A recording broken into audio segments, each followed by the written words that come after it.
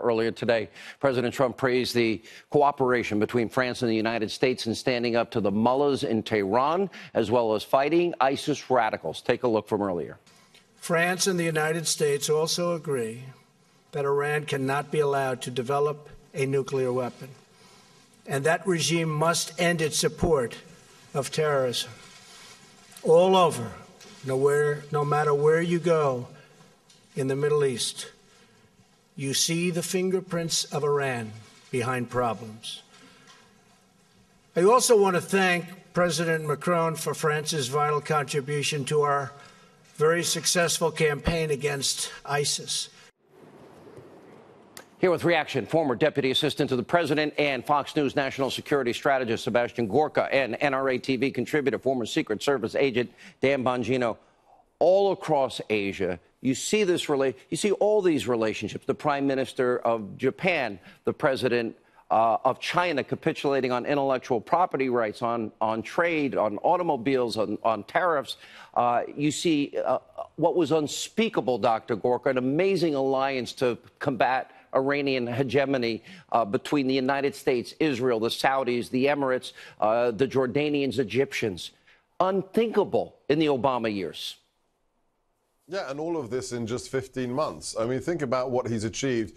We have NATO. We have the French Prime Minister within minutes of meeting the president on his state visit saying, you want us to spend more on our defense, to stop being freeloaders? You've got it. The NATO Secretary General has done the same. That's after decades of freeloading inside NATO. We've seen ISIS decimated in terms of the physical caliphate. We've seen all of our friends and allies reassured in Asia. It goes on and on and on. It's really quite stunning that these are the kinds of results that you would be proud of as a president at the end of your second term, maybe at the end of your first term, but not at the end of your very, very first term. The idea, just the idea that Sunni states, Arab Sunni states, are now cooperating hand in glove with Israel to deal with the threat of jihadi violence in the Middle East is stunning. Stunning. And it's interesting now, as the president isolated North Korea, we saw, Dan Bongino, what the North Koreans did. And the relationship, the good relationship that President Trump had with the president of China. That played a big part in all of this, and acquiescing on major issues. Now you see the same thing happening, the alliance created against the Iranian mullahs. Very different approach than backing up $150 billion in cash and other currencies in cargo planes.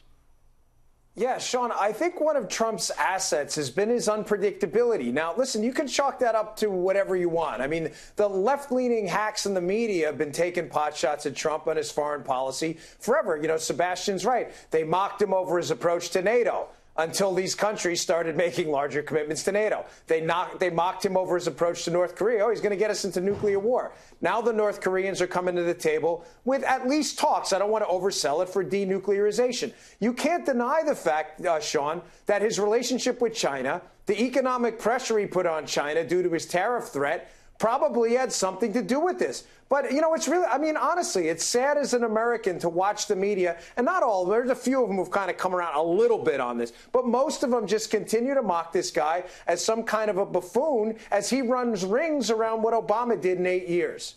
All right. I want to thank you both. Incredible night, incredible opportunity for the world, too. Appeasement never works. Peace through strength works. Again, we saw it with Neville Chamberlain versus Winston Churchill.